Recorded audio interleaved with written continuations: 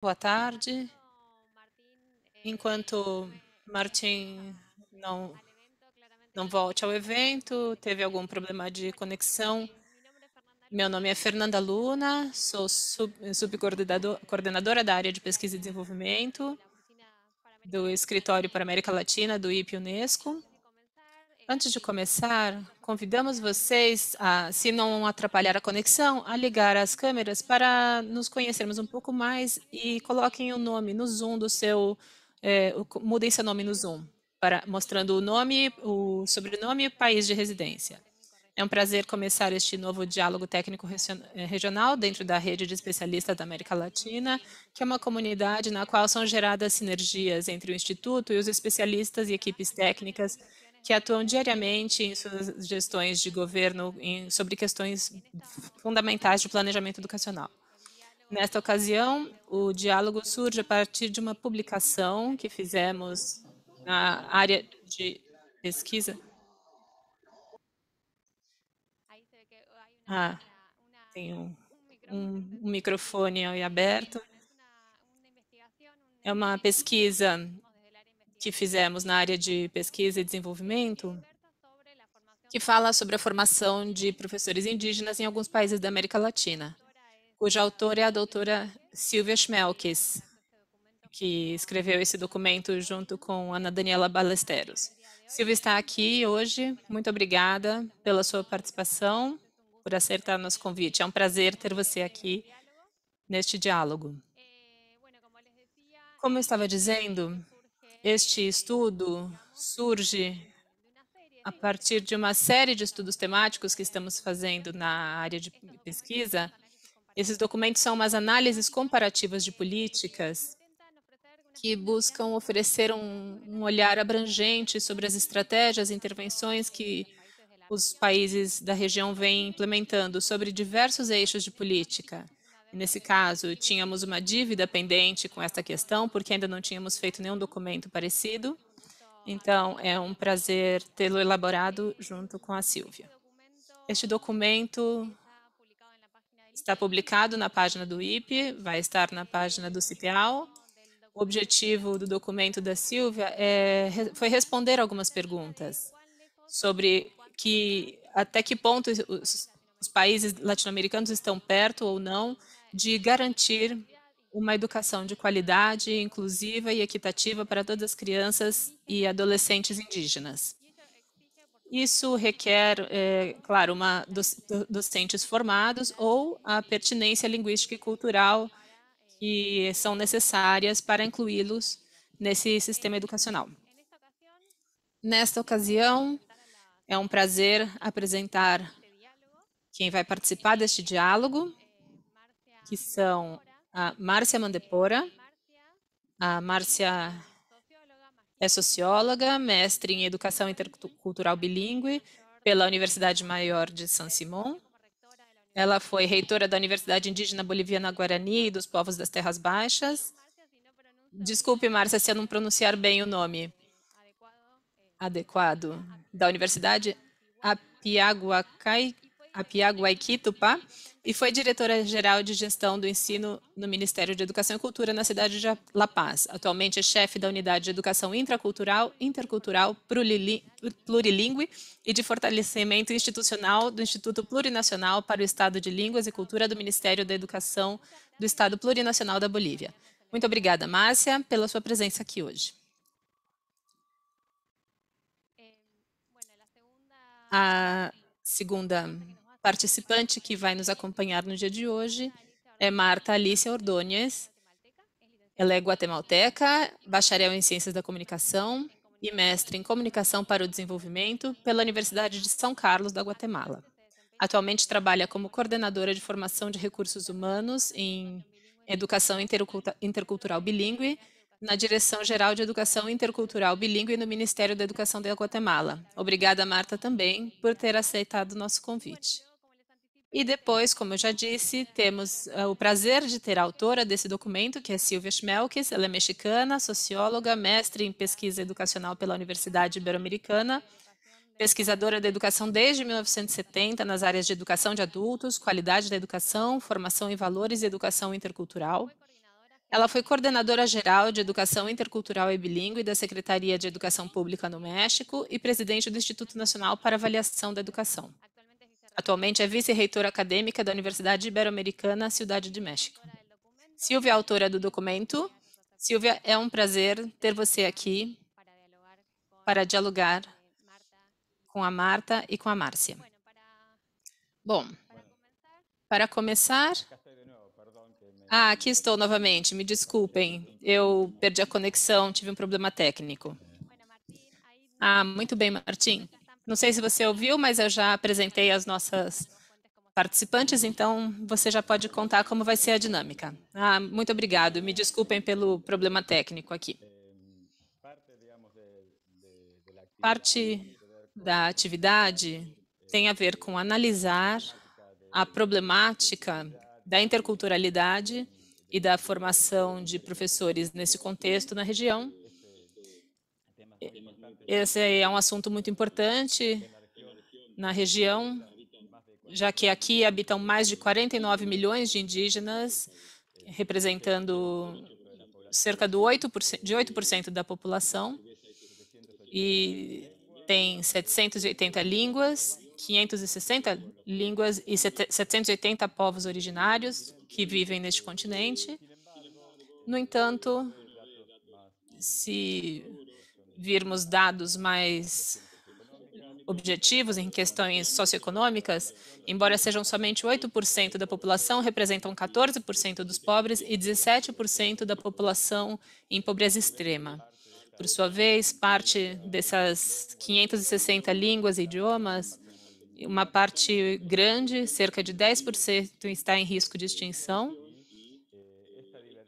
E essa diversidade cultural, que inicialmente parece algo positivo, representa uma complexidade específica para podermos contribuir para que essas populações tenham acesso a um direito de educação com qualidade para todos e todas. Neste sentido, por sua vez,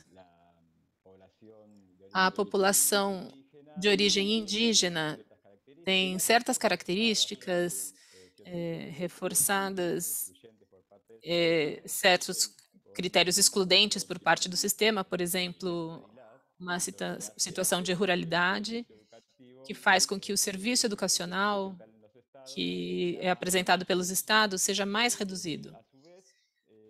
Por sua vez, a educação intercultural bilíngue, que foi se desenvolvendo em diferentes países, na maioria dos países da região já tem programas ou atividades de educação intercultural bilíngue.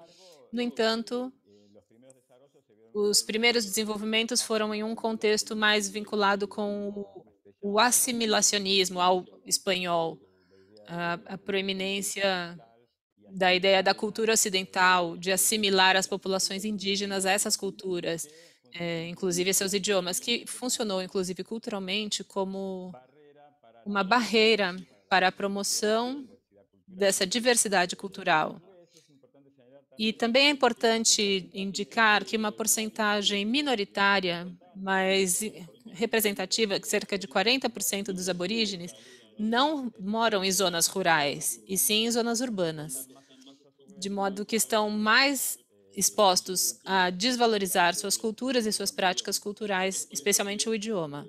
É por isso que tanto o desenvolvimento de políticas interculturais, a formação intercultural, como a formação docente nesse sentido, tem uma tensão histórica na região em relação a essa tendência ao assimilacionismo do castelhano, assim como a diversidade própria da necessidade de formação intercultural, que inclui uma tensão entre a educação regular, não sei se poderia dizer assim, e a educação específica intercultural. Neste contexto, achamos importante e interessante poder destacar e perguntar às nossas participantes, principalmente começando pela Silvia, do que estamos falando quando falamos de interculturalidade? Que diferença há entre interculturalidade, pluriculturalidade ou multiculturalismo? E como se manifesta esse vínculo entre a política educacional e a interculturalidade? E quais são as implicações nesse contexto que se devem pensar para desenvolver uma política educacional intercultural? Silvia, por favor. Você está sem som. Muito obrigada, Martim. São perguntas muito boas para começar este diálogo. Agradeço muito ao IPE pela oportunidade que me dão de participar, tanto com as duas outras participantes, como também com a rede, em geral. Começando com a resposta às perguntas que você me faz sobre a interculturalidade, eu acho que a interculturalidade significa reconhecer a diversidade cultural como uma riqueza. Durante muito tempo não fizemos isso. Era visto como uma ameaça, algo que precisava ser erradicado, escondido, separado ou segregado. Mas a interculturalidade é esse reconhecimento como riqueza. E isso supõe três coisas. Em primeiro lugar, uma relação que se dá de planos de igualdade. Com as assimetrias que o Martim já estava falando, esses planos de igualdade às vezes são difíceis por causa dessas diferenças socioeconômicas que o Martim já estava falando. O fato de que boa parte dos indígenas vivem em condição de pobreza. Mas supõe uma relação de planos de igualdade. Então, esse trabalho em relação à interculturalidade supõe uma luta contra essas assimetrias e essas desigualdades. Essa é a primeira coisa. A segunda é uma relação baseada no respeito, que é isso que faz com que as relações possam ser dialógicas. E, por último, uma relação que seja mutuamente enriquecedora, que supõe o respeito para poder ser enriquecedora. Mas quando entramos em relação com pessoas diferentes, nos enriquecemos mutuamente. Então, essa é a condição de que não admite assimetrias, é preciso lutar contra a pobreza e essa desigualdade ancestral. E para cumprir com esse terceiro critério, que a relação seja mutuamente enriquecedora, é necessário um diálogo entre saberes, valores, cosmovisões e sempre com base no respeito. E para nosso caso, porque a interculturalidade se refere à relação entre culturas, mas no caso da América Latina, significa reconhecer que os povos indígenas têm saberes de grande valor, saberes que estão sustentados em uma cosmovisão, em muitas cosmovisões que lhe dão sentido à vida em contextos específicos, e isso é a cultura deles. E essa relação tem sido fundamentalmente, no passado, instrumental. Mas a interculturalidade, o que pede é que seja dialógica. E consideramos que a interculturalidade é um ato de justiça, porque justamente esta relação em planos de igualdade é algo que nossos povos originários merecem, depois de terem sido conquistados, colonizados, e agora estão em uma situação temos que estar em uma situação de convivência. Diferença com a multiculturalidade, o que nos diz é que há uma convivência, uma coexistência entre diferentes culturas, mas não nos diz nada quanto à relação entre essas culturas. E a interculturalidade, sim, qualifica as relações. Essa relação baseada no respeito, em planos de igualdade e mutuamente enriquecedoras. Um problema que tivemos na América Latina é que sempre entendemos a educação intercultural ou as políticas educacionais interculturais como destinada aos povos indígenas somente, não como aquela que deve se destinar a toda a população. E, embora acho que muitos de nossos países que temos populações originárias, demos passos muito importantes em direção ao bilinguismo e à educação intercultural, mas ainda temos deficiências e ainda não conseguimos equidade nos insumos e nos aprendizados. É o caso do México, para dar exemplo. O currículo ainda é homogêneo para toda a população, está sobrecarregado e, por ser homogêneo e sobrecarregado, não há possibilidade de incorporar culturas próprias, saberes, valores, e a língua também não, em muitos casos. No caso do México, a educação na época atual, que começou em 1921, faz exatamente 100 anos, com a criação do nosso Ministério da Educação, da Secretaria de Educação Pública, começou, como Martim dizia, querendo assimilar. O propósito da primeira etapa da educação no México era castelhanizar.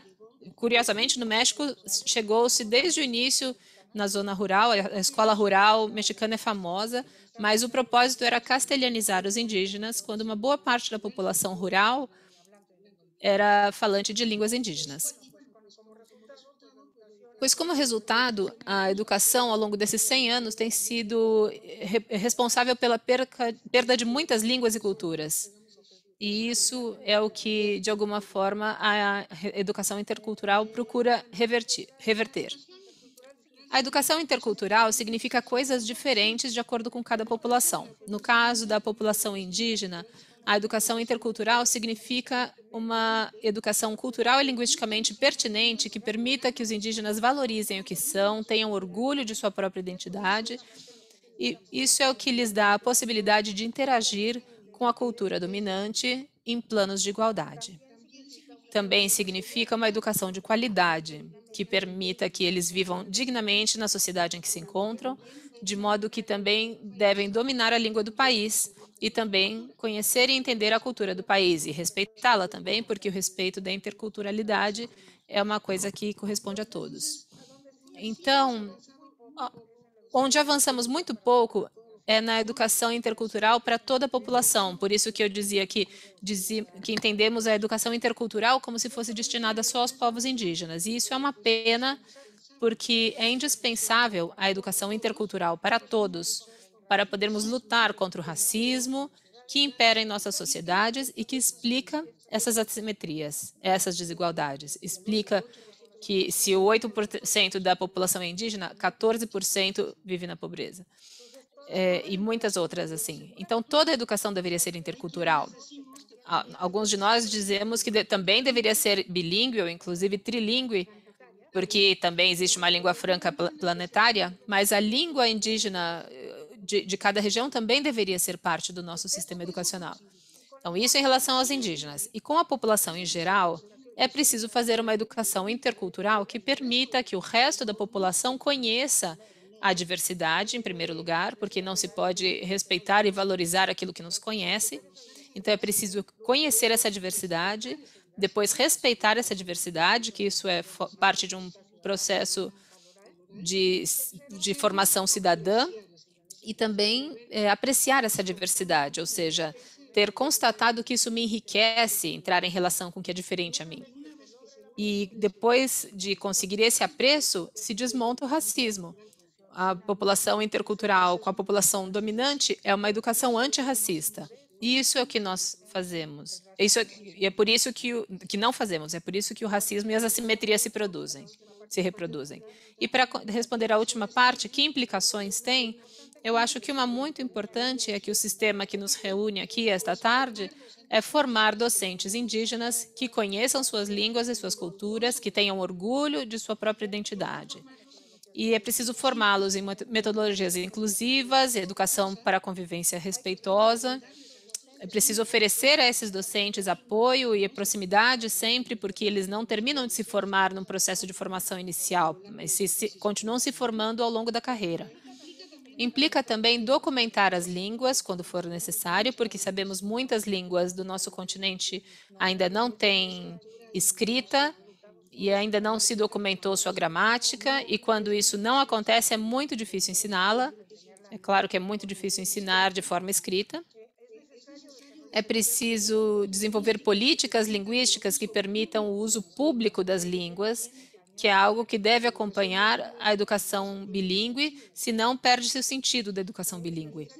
É necessário também desenvolver alinhamentos para que os docentes sejam capazes de incorporar conteúdos culturais a currículos locais e de conduzir esses diálogos epistemológicos dos quais eu já falei.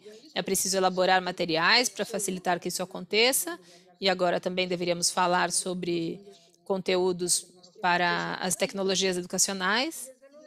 E, é claro, formar docentes não indígenas para lidar com esse enfoque intercultural em escolas indígenas e multiculturais em escolas regulares. Isso significa poder formar para que possam trabalhar esses 3 passos, que são conhecimento, respeito e apreço, mediante o diálogo epistemológico. Tem muito mais para dizer, mas eu vou até aqui, nesta primeira. Muito obrigado, Silvia. Bom, eu gostaria primeiro lembrar que é importante que vocês façam as perguntas no chat, porque depois nós vamos buscá-las aí, para que esse evento fique mais dinâmico e participativo. E eu gostaria de perguntar à Márcia, como está, qual é a situação da educação intercultural bilíngue na Bolívia? Desculpe, na República Plurinacional da Bolívia. Boa tarde, muito obrigada por este grande espaço, que é muito oportuno, muito importante para começar a refletir sobre este tema tão importante, não é? Para construir sociedades mais interculturais. A Bolívia tem uma experiência muito rica na implementação da educação intercultural bilíngue. Embora no princípio, nos anos 90, tenha sido implementada a educação intercultural bilíngue com apoio da cooperação internacional, como a Unicef, somente para algumas regiões, mas depois dos anos 90, e ainda mais agora, com a Lei Avelino Sinhã 070, a educação intercultural bilíngue é uma política em todo o sistema educacional, no nível nacional. Mesmo assim, a experiência tem a ver com o fato de que a educação intercultural bilíngue tem um alto conteúdo histórico-político, porque a educação intercultural bilíngue não foi proposta do Estado, foi uma proposta dos povos indígenas, diante a educação castelhanizante e excludente que os povos indígenas têm vivido no nosso país. Então, a educação intercultural bilíngue, ela surge justamente como uma ferramenta emancipatória para ser reconhecidos como povos indígenas, para que a educação responda às necessidades reais dos povos indígenas, para que a educação seja pertinente culturalmente e linguisticamente. Então, essa é a experiência muito importante e, nesse sentido, por exemplo, poderíamos entender que a educação intercultural bilíngue como se torna uma política de Estado, então o que influi para que agora o Estado boliviano tenha esse caráter pluricultural e plurilingüe. E isso permitiu também formar professores para responder à implementação da educação intercultural bilíngue. Então, embora no início esses programas eram dirigidos aos povos indígenas, mas nesse momento se assume que era necessário, provavelmente, que os programas fossem desenvolvidos, que o programa de educação intercultural bilíngue fosse desenvolvido para os povos indígenas, porque era importante fortalecer e recuperar as línguas e as culturas dos povos indígenas para que os próprios indígenas voltassem a assumir e a recuperar sua língua. E, posteriormente, agora, a partir de que se converteu em política educacional, no nível do Estado plurinacional, quando agora começa-se a formar docentes indígenas e também no nível do país, porque os docentes necessariamente têm que ter esse perfil intercultural, não é? Senão, não poderíamos fazer uma transformação educacional ou social, porque para os povos indígenas, a educação tem que servir para que responda às suas necessidades concretas, para que resolva seus problemas, para transformar a realidade social. Então, nesse sentido, paralelamente a isso, têm sido formados docentes indígenas, com parcerias, por exemplo, em alguns casos, foram criadas escolas de formação docente, que antes eram institutos, eram escolas normais, e agora são escolas de formação docente. Então, se formam aí os professores e professoras com esse enfoque intercultural. Então, aí é onde vai esse pleito. Mas é uma experiência que acho que ainda temos que... Os desafios ainda permanecem. Nós apenas mal começamos. Então, o que temos que dar valor é que existem condições políticas, mas ainda é preciso criar espaços para que a educação intercultural bilíngue funcione de forma operacional em todo o país. Por exemplo, em alguns lugares temos problemas de professores, porque tem povos indígenas nos quais não há docentes locais que falem a língua, ou são de outros contextos. Então, também existe esse vazio. Mas, ainda assim, um grande avanço tem a ver com a construção de currículo regionalizado, que isso já se avançou muito, mas também existem professores que mostram resistência para a implementação de um currículo regionalizado. Então, como já dizia, é preciso trabalhar com os professores, sensibilizá-los, porque não é suficiente ser indígena.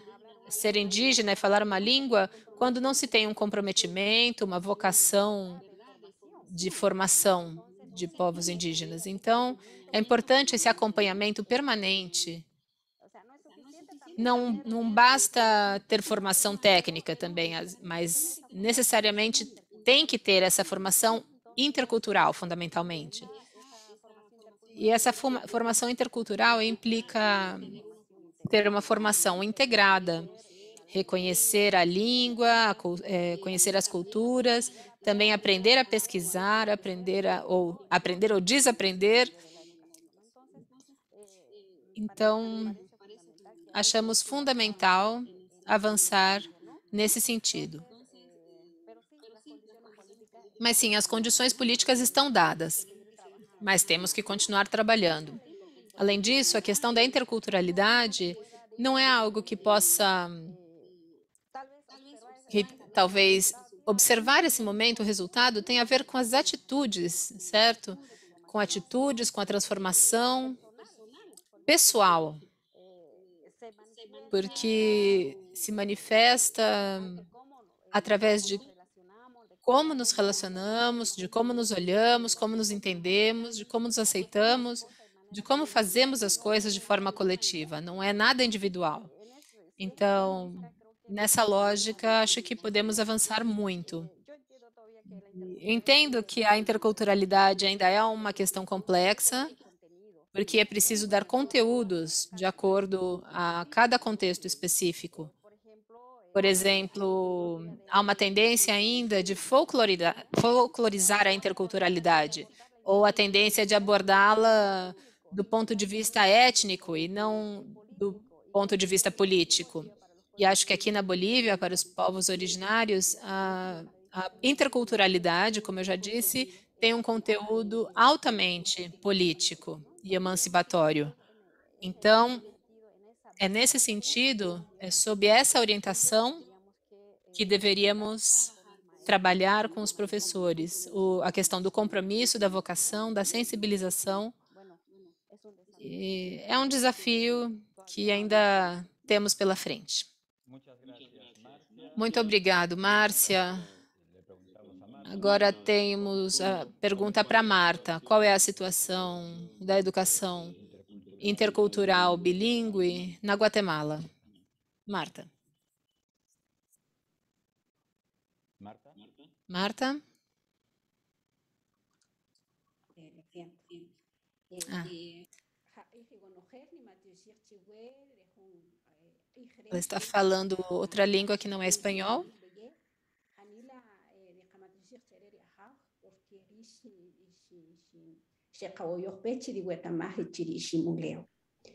Buenas tardes a todas Boa e a tarde todos. a todas e todos.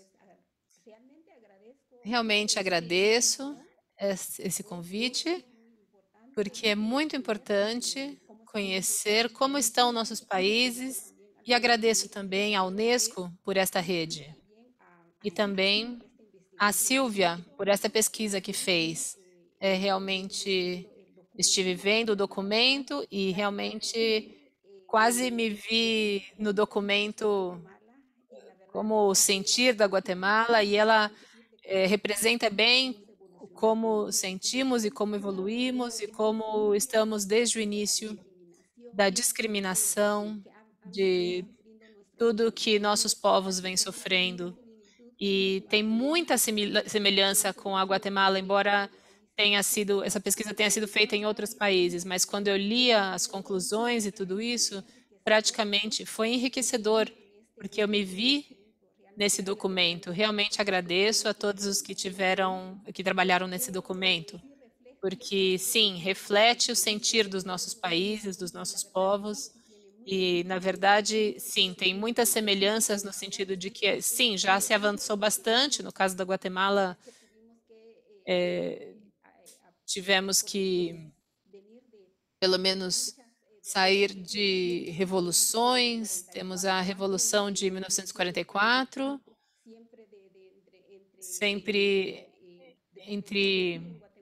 para dizer de alguma forma, na Guatemala, se falamos entre dois grupos e praticamente a Revolução de Patsitsia de 1944, que envolveu em um município a 70 quilômetros da cidade da Guatemala,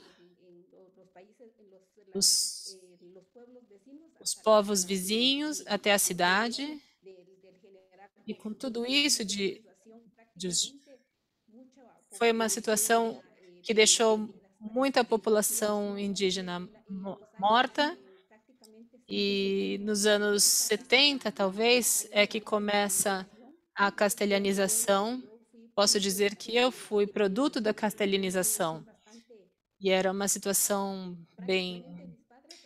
Meus pais praticamente não me ensinaram a ver os demais diferentes, mas na escola, os meus professores me faziam sentir assim. Então, dessa forma, eu, eu sentia um choque entre o que eu via na escola e o que a minha mãe ou os meus pais me ensinavam.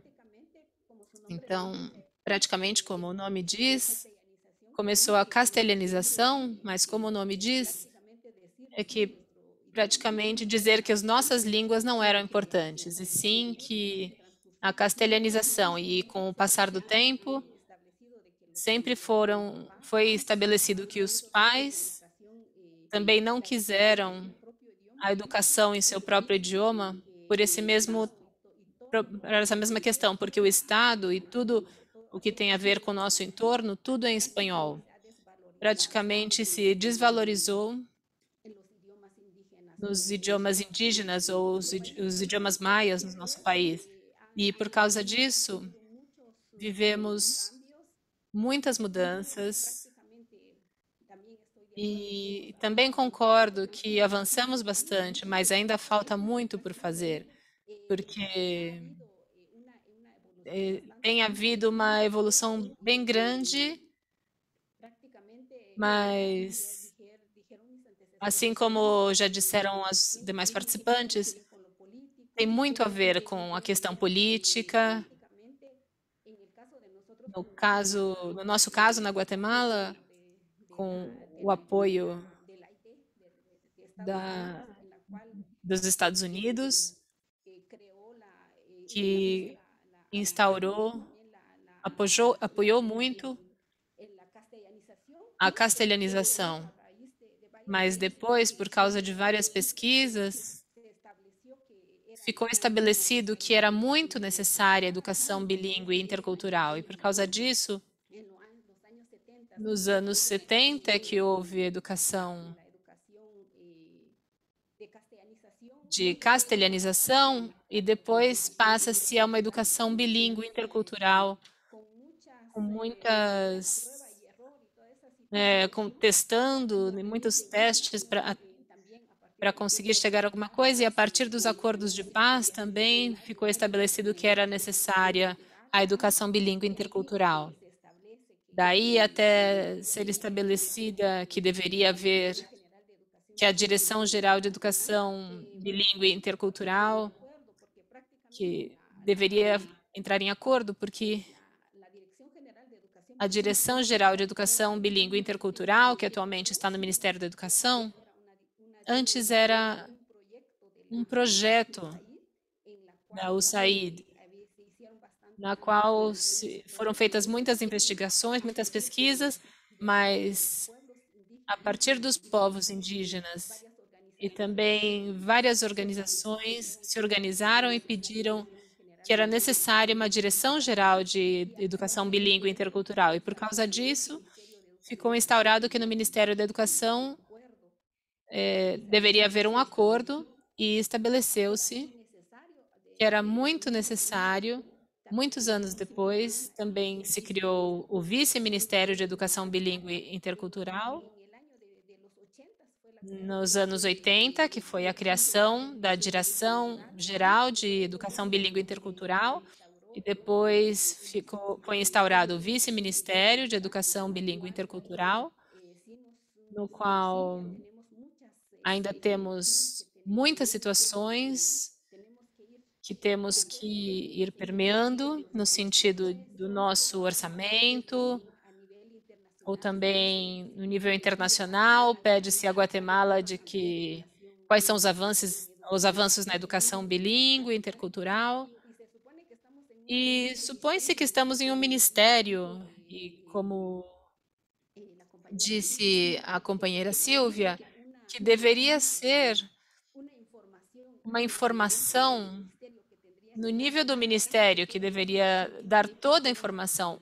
quase toda a informação que temos que dar, sempre se refere à direção de como é um tema, como é uma questão indígena, vocês que respondem. Como é um tema, vocês é que respondem. Mas isso não deveria ser assim. Deveria ser uma política na qual e nós tentamos dizer que, de nossa parte, temos informações, mas também as estatísticas, existe uma direção de estatística, uma direção de currículo que tem que responder. E não faz isso, e sempre nos mandam responder essas coisas. E por causa disso, temos, claro, como eu disse, já se avançou bastante.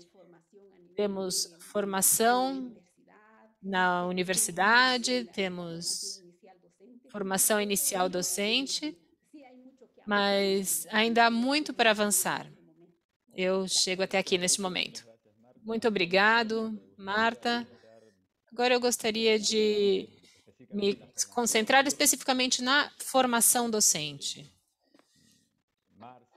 Márcia, Marta, se puderem aprofundar um pouco quais são as dimensões que essa formação docente aborda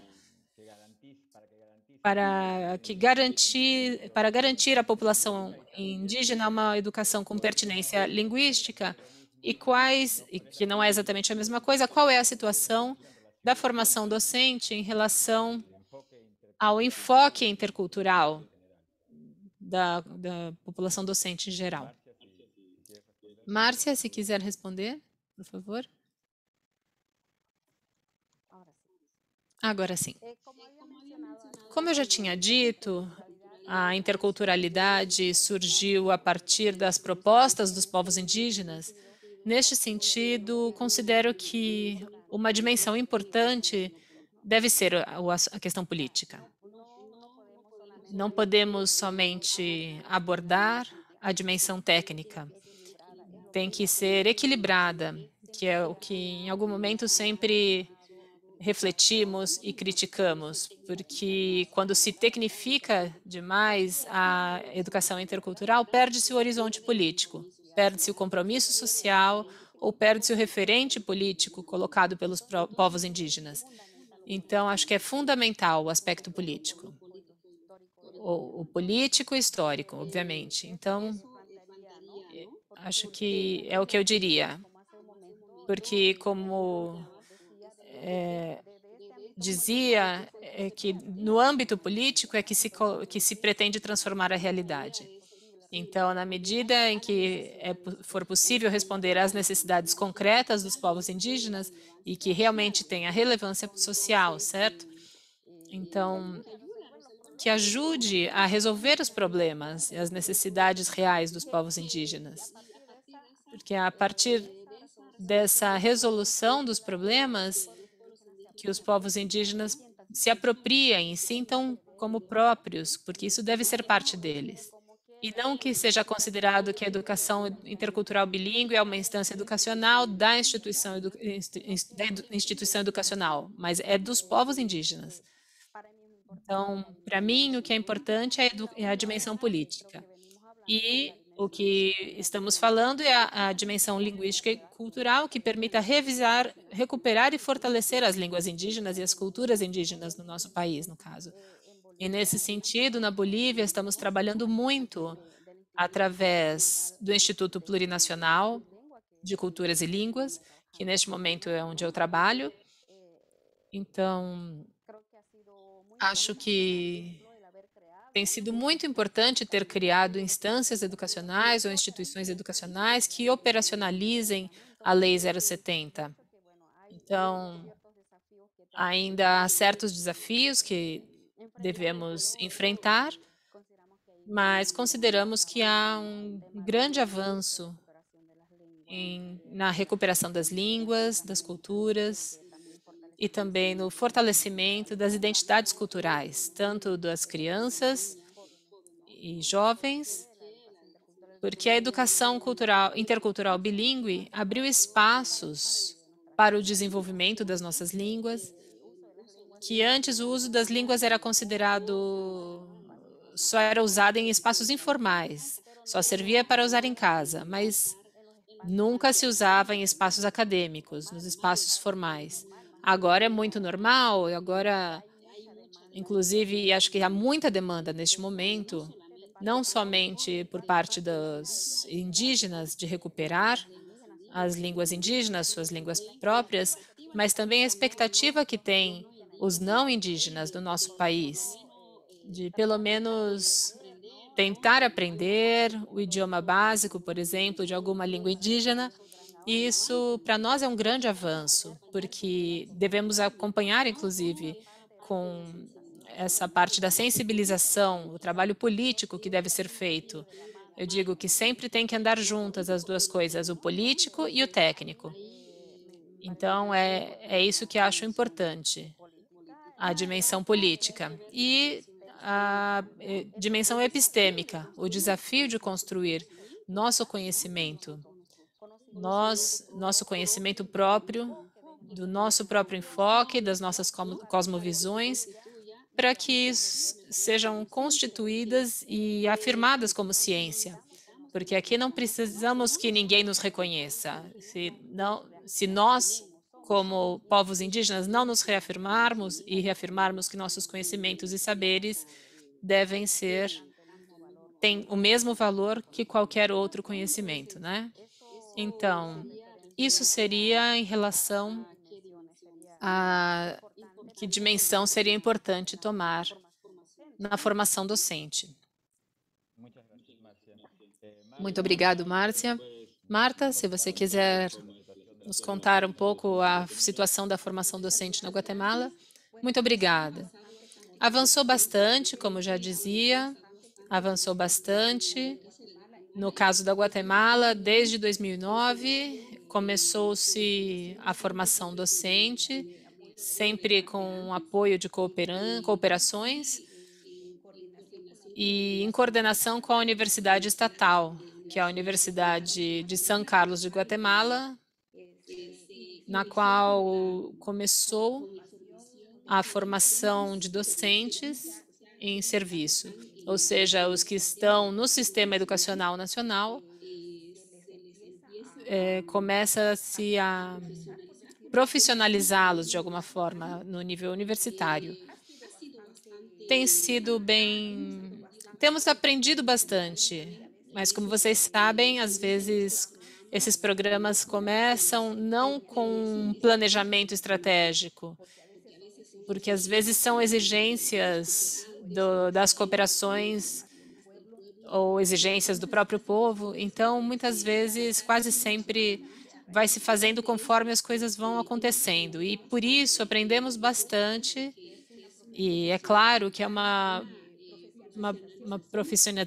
profissionalização no nível de educação monolíngue e bilíngue intercultural.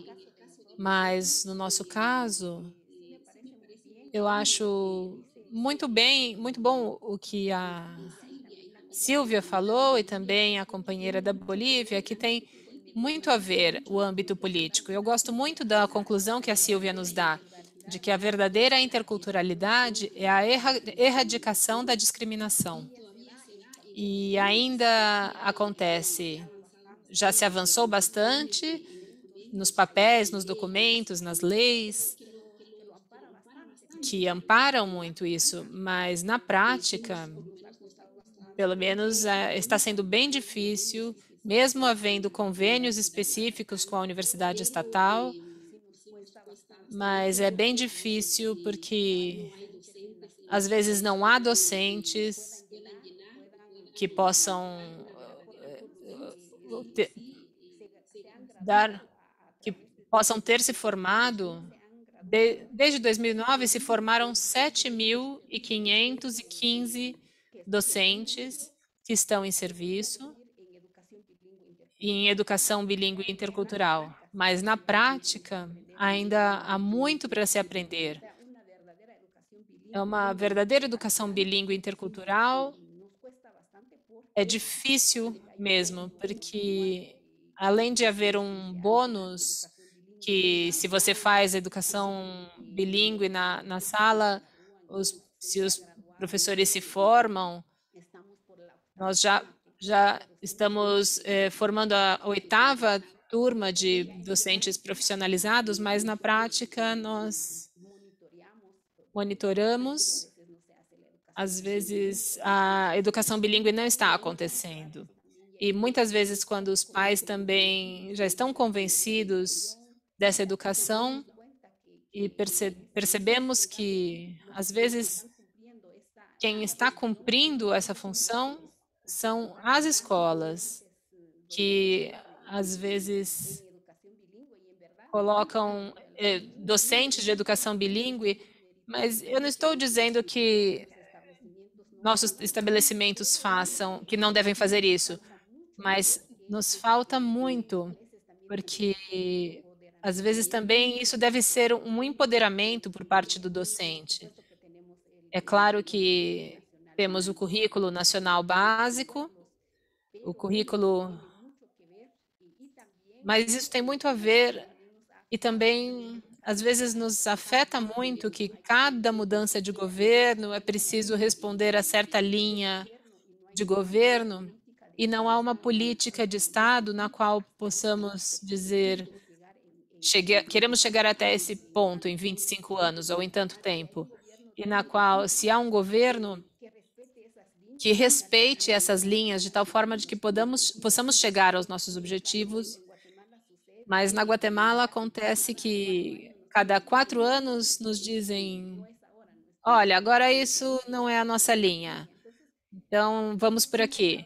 Então tem sido bem difícil ver essa parte, ter que ceder muitas coisas ou muitas vezes, mas também reconhecemos que houve bastante avanços, o fato de já existir essa profissionalização na universidade, também a profissionalização da formação inicial docente, que os jovens terminam a escola secundária e depois entram na universidade por 3 anos para ter um diploma de nível técnico, com o qual já podem continuar seus estudos universitários ou já podem ser contratados como professores.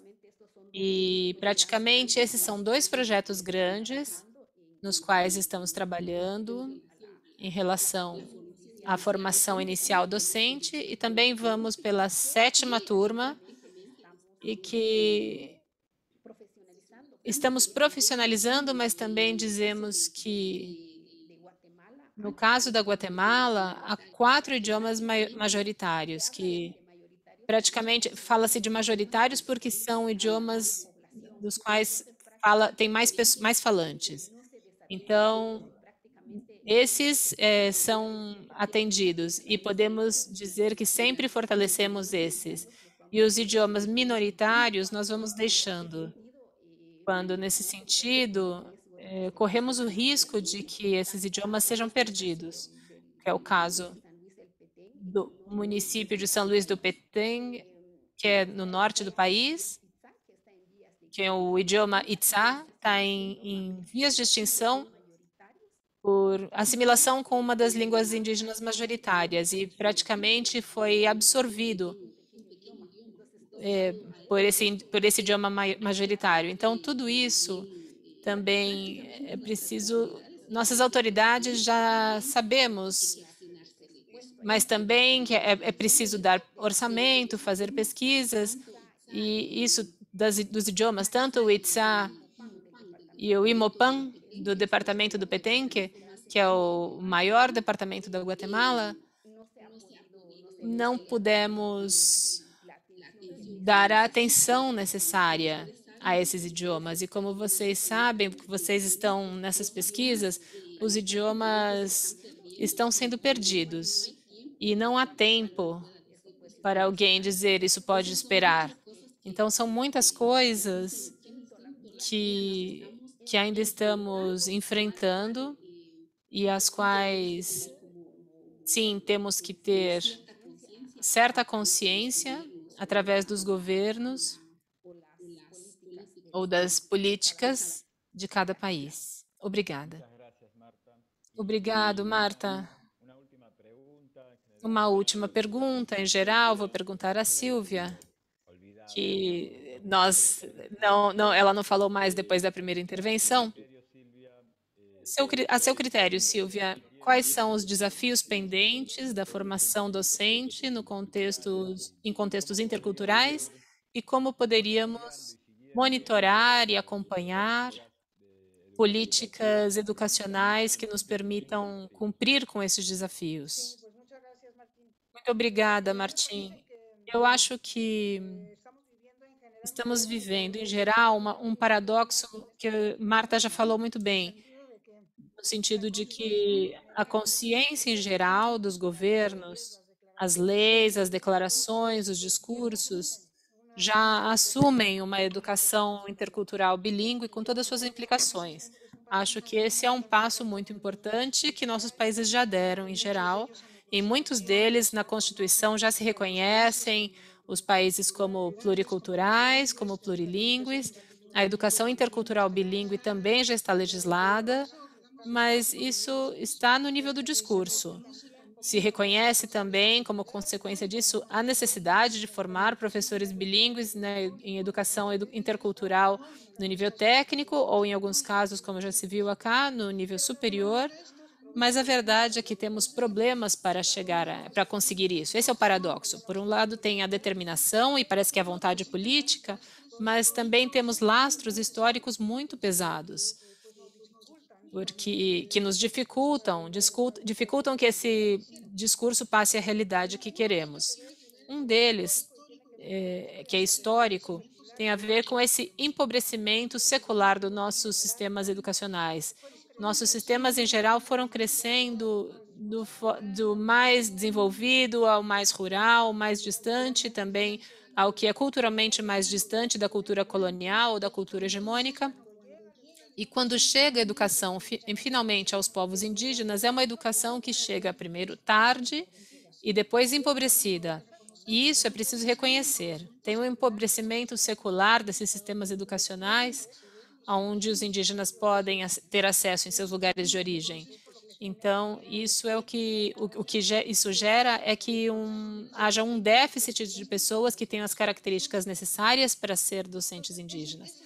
Então, este é um primeiro problema. E acho que se nota muito claramente em alguns esforços que têm sido feitos para elevar os padrões, para profissionalizar os docentes adequadamente. Levanta-se os critérios para entrar às escolas de formação, mas os indígenas não passam. Foi o que aconteceu no Peru. Subiram o padrão e quando todos foram fazer a prova, só passaram aqueles que tinham melhores histórias educacionais e os que eram vítimas de uma desigualdade educacional não conseguiram passar no exame. Então, durante um longo tempo, o Peru não tinha professores indígenas, porque eles não conseguiam entrar nas provas porque buscou-se aumentar esse padrão. No México também aconteceu uma coisa muito parecida. Quando começamos a avaliação para entrar na docência, o que quisemos também foi que os docentes indígenas passassem por uma prova especial, além das provas gerais para ser professores, mas uma prova que demonstrasse que eles conheciam e dominavam sua língua e sua cultura. E em muitos lugares, porque as línguas já tinham sido perdidas, não tinha quem dominasse a língua. Então, as vagas ficavam vazias e era preciso improvisar com os professores que podiam tomá-las. Então, é um pouco paradoxal, mas é uma razão histórica que implica um projeto de maior prazo e uma vontade política ou uma proposta de política de Estado que vá além das administrações. Essa é uma questão. Outra questão é a colonização da consciência dos povos indígenas e de seus docentes. A Marta já fez uma referência a isso, mas é claro que isso não é culpa nem dos povos indígenas, nem dos professores, e sim de um sistema em geral, incluindo o educacional, que avassalou o que é indígena e convenceu muitas pessoas de que o que é indígena não vale a pena, que a língua é algo secundário, que não tem o mesmo valor que o espanhol, que é a língua dominante. Então, quando esses professores que não passaram por esse processo que a Márcia falava, de empoderamento político e sensibilização, quando esses professores chegam às salas, eles transmitem essa inferioridade, essa percepção de inferioridade de sua própria cultura. E com os pais acontece a mesma coisa. Em muitas comunidades, acho que nós que temos experiência com educação indígena, muitos pais chegam a dizer aos professores indígenas que querem educação bilíngue com pertinência cultural, isso as crianças podem aprender em casa e que o professor tem que ensinar em espanhol, porque para isso eles não precisam ir para a escola. Na escola eles querem aprender espanhol. Então, é essa colonização da consciência, que eu chamo de racismo introjetado, que é um dos efeitos mais dilacerantes do colonialismo, que eu acho que também temos que lutar, e eu estou de acordo com a Márcia que é uma luta política, mas também não é uma luta de curto prazo. E essa é outra das causas desse paradoxo. E, por último, acho que também tem um racismo que ainda impera nas decisões de políticas educacionais. Vou dar um exemplo, no caso do México, quando eu estive responsável pela coordenação de educação intercultural bilíngue, fizemos um programa de formação docentes indígenas que tinha uma base comum para todos os docentes, que interculturalizava o conteúdo e que era o conteúdo que tinham que aprender tanto os professores indígenas como não indígenas, que era interculturalizar, quer dizer, por exemplo, na aula de desenvolvimento da criança. Então, aí se incluíam os conhecimentos indígenas, as práticas de criação de crianças, como a forma como os indígenas educam a partir da observação, da imitação, da experimentação. Isso se incorporava nos conteúdos. E todos os professores tinham que estudar essas matérias, que são de todos, mas já interculturalizadas, e depois tinha uma faixa de 15% adicional, que era somente para os professores indígenas, que ensinava a língua, como ensinar a língua, como ensinar a língua como primeira língua, como segunda língua, e, claro, onde se aprendia a cultura. Ensinava-se a ensinar a língua a partir da cultura, porque a língua é um veículo da cultura. Então, começamos com esse processo e, infelizmente, no México tem 264 escolas normais e só existe esse programa em 24 delas. As próprias experiências interculturais entre docentes indígenas e não indígenas, todos vivem uma mesma experiência em 85%, mas não houve apoio suficiente de parte dos tomadores de decisão para ampliar essa experiência de formação profissional docente de todos os docentes. E também, por exemplo, ali era preciso professores de língua que dominassem a língua, que pudessem ensinar as 4 operações nessa língua para que os professores pudessem dominá-la. Mas muitos desses professores, que são muito poucas as pessoas que podem fazer isso, não houve recursos necessários para poder contratá-los. No fundo dessas decisões, há o racismo. como dizer, isso não importa, a gente não se importa com isso, a gente não se interessa com indígenas tendo uma educação de primeira qualidade. E acho que isso na Bolívia já foi superado, e isso me dá um grande prazer, uma grande alegria, mas em muitos dos nossos países é um racismo que ainda não se superou e que ainda está presente, que influi nas decisões, e que infelizmente são as decisões de distribuição de recursos e que qualidade de recursos chegam às comunidades indígenas. E não estou falando só de recursos econômicos, também recursos de materiais, de infraestrutura, de pessoal docente, etc. E depois tem um problema de currículo, que eu acho que também aí temos uma necessidade de ter um currículo que seja próprio para profissionalizar os docentes no enfoque intercultural e depois para poder lidar com esse currículo nas escolas. Então, temos um currículo sobrecarregado, em muitos casos, currículos nacionais que são homogêneos para todas as populações, não há lugar para colocar conhecimentos indígenas. Também não se respeita o tempo necessário para educar, para ensinar na língua e para ensinar sobre a língua e na língua, para usá-la como veículo de comunicação. Então, esses são problemas que eu acho que estão nos exigindo, que é o que Marta dizia, que precisamos de um planejamento estratégico de longo prazo, que vá além das administrações e que assuma como prioritário fortalecer os povos indígenas através do fortalecimento de suas línguas e de suas culturas. Obrigada. Muito obrigado, Silvia. Aproveito a oportunidade para indicar que temos participantes de 14 países, além da Argentina, Bolívia, Brasil, Costa Rica, Equador, El Salvador, Guatemala, Honduras, México, Nicarágua, Peru, Uruguai, Paraguai e também da Espanha. Agora vamos começar uma rodada de perguntas que encontramos no chat.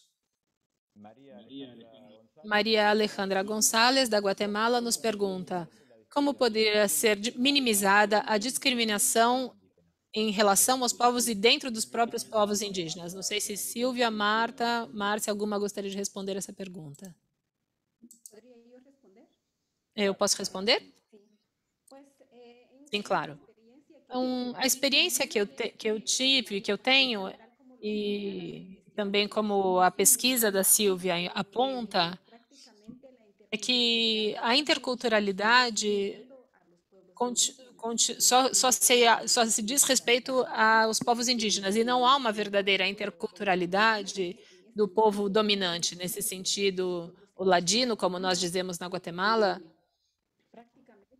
Praticamente nós, como povos indígenas, aprendemos o espanhol porque é a língua dominante para podermos nos comunicar, estudar, ter acesso às universidades. E me parece bastante, como eu já estava dizendo, tem leis, acordos, convênios que são estabelecidos e que dizem que os idiomas têm a mesma categoria do espanhol, mas na prática é muito difícil, como é o caso, se fazemos uma comparação com o idioma inglês, que é um idioma estrangeiro, praticamente todos os cursos são feitos para o inglês. Tem grammar, spelling, todas as manhãs tem aulas, eles têm aulas em inglês, mas nos nossos idiomas é só para cumprir tabela, talvez uma meia hora. No caso da Guatemala, os docentes recebem um bônus por bilinguismo, mas quando fazemos o monitoramento, isso não acontece. Eles não estão dando aulas bilíngues. Então, é necessário uma verdadeira interculturalidade na qual também a população não indígena possa ter acesso aos idiomas. É claro que na Guatemala há profissionais que já têm tentado ter acesso aos idiomas nacionais, mas às vezes é preciso que seja uma política de Estado, no nível das universidades, que possam dizer que isso é muito importante. No caso da universidade estatal, estabelece-se que para poder se formar é preciso aprender um idioma e as pessoas escolhem um idioma estrangeiro e não um idioma nacional.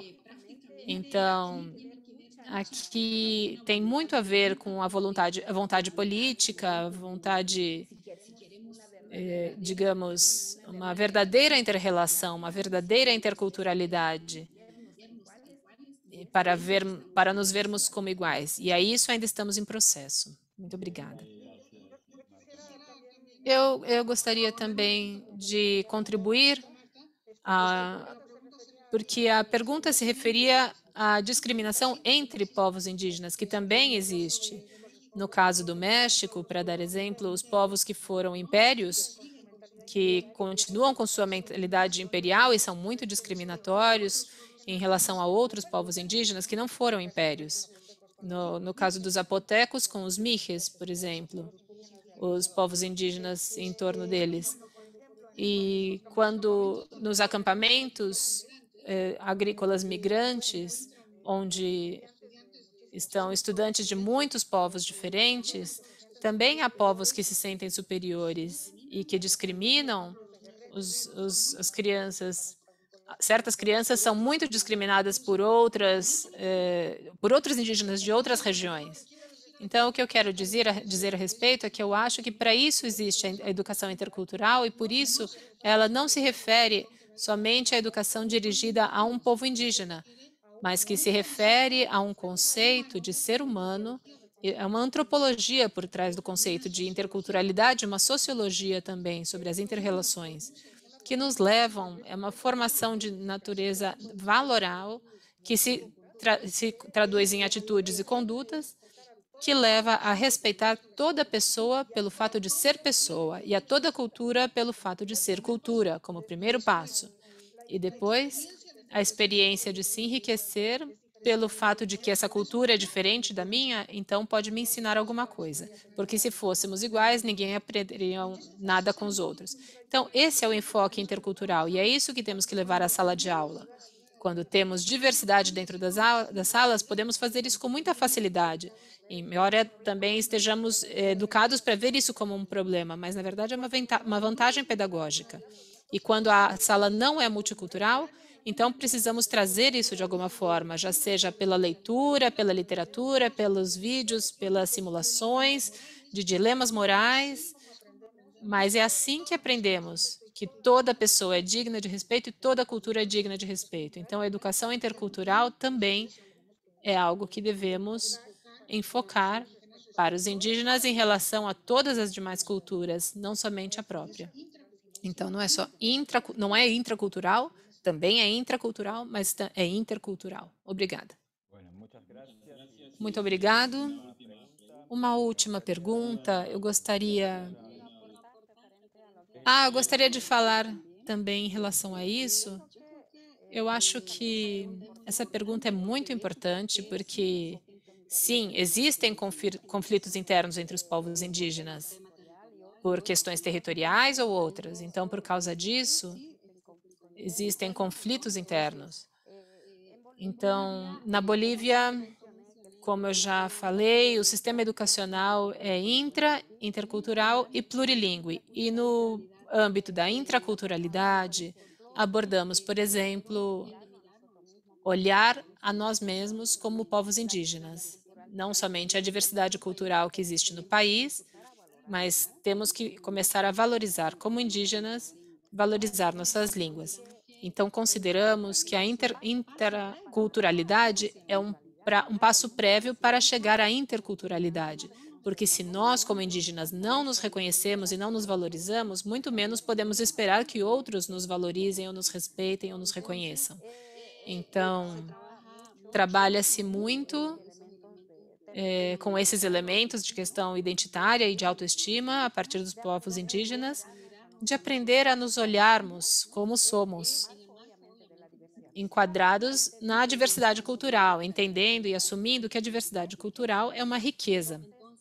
Então, nessa medida, fortalece-se a diversidade cultural, superando a ideia de muitas vezes de ter essa ideia de essa tendência, na verdade, a ver os povos indígenas como povos homogêneos.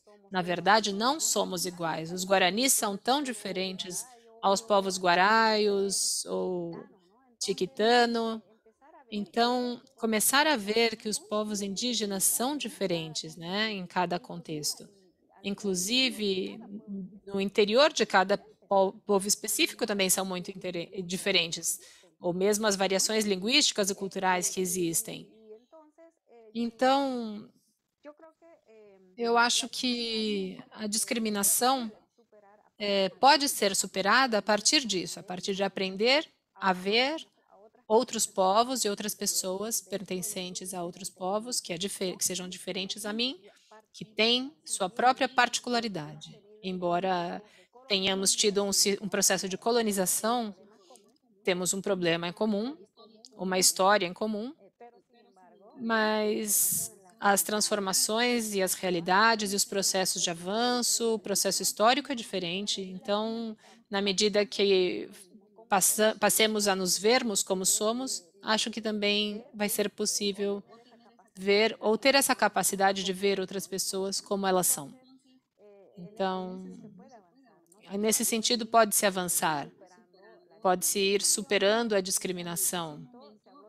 E há poucos momentos falou-se também de racismo. Eu acho que é oportunidade, também é momento de começar a abordar a questão da discriminação e do racismo, porque não está sendo abordada, não está sendo visibilizado. Em muitos casos, por exemplo, se invisibiliza a discriminação e o racismo dentro da interculturalização. Falamos tanto da interculturalidade, mas quem sabe o que está acontecendo nos bastidores? Na sala de aula, nos processos pedagógicos. Então, estamos encobrindo a discriminação e o racismo, mas existem nos processos pedagógicos, na formação, nas salas universitárias, em diferentes contextos. Então, acho que é necessário começar a visibilizar, a tratar e abordar a questão do racismo e da discriminação como são, porque a interculturalidade pode nos servir como estratégia para superar a discriminação e o racismo. Então, sobre isso eu queria contribuir um pouco. Obrigada. Muito obrigado, Márcia, Marta e Silvia. Faríamos muitas perguntas mais sobre essa questão, mas já estamos com o tempo um pouco esgotando. Quero agradecer especialmente a vocês três por ter nos dado o prazer e o privilégio de compartilhar este diálogo e também a todos os participantes dos diferentes países que colaboraram tanto com cumprimentos e perguntas, que não tivemos todo o tempo necessário para poder trazer. Para ir encerrando, gostaria de destacar algumas das ideias principais dessa proposta de hoje, associada à formação de docentes indígenas e promoção da interculturalidade. Num primeiro momento, o que as colegas estavam dizendo, é muito importante entender que, tanto para promover a educação intercultural bilíngue, como para promover uma adequada formação de docentes nesse marco, nesse enquadramento de comunidades indígenas, é fundamental entendê-la como uma política de Estado que vá além das administrações particulares e que possa recompor, restituir esses direitos desses diferentes grupos populacionais diversos, entendidos em sua diversidade. Por sua vez, é fundamental um trabalho de não somente normativo de políticas, mas de revalorização cultural dessas práticas, tanto dentro das próprias comunidades, como por fora das comunidades. indígenas e entre as comunidades entre si, compreendendo que a interculturalidade e as práticas interculturais devem ter essa singularidade de respeitar a igualdade, a simetria e o respeito dialógico entre diferentes práticas culturais e realidades culturais de nossos países. E algo que acho importante destacar, que várias das colegas apontaram, é o problema sobre excesso de conteúdos curriculares que existem, sobretudo na formação docente, que implica que haja pouco espaço para trabalhar, para abordar a formação intercultural, seja em comunidades de docentes em formação indígenas ou em populações urbanas ou não indígenas que precisam ter essa abordagem intercultural para poder compreender e respeitar, porque antes, para poder respeitar, é preciso compreender essas culturas e valorizar essa diversidade cultural das diferentes populações. Entendemos, por sua vez, que em relação às políticas, tanto de formação como de prática docente,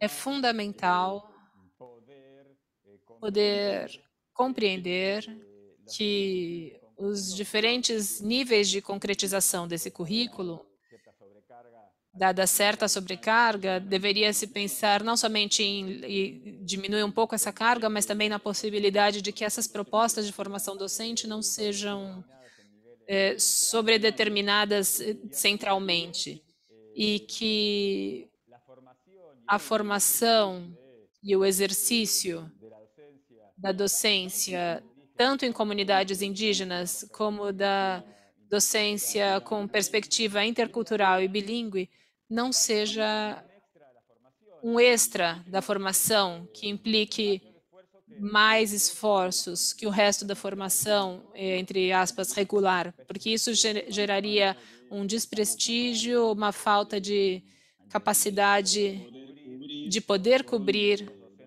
com os docentes necessários para abordar tanto a prática educacional intercultural bilíngue de forma geral, como a formação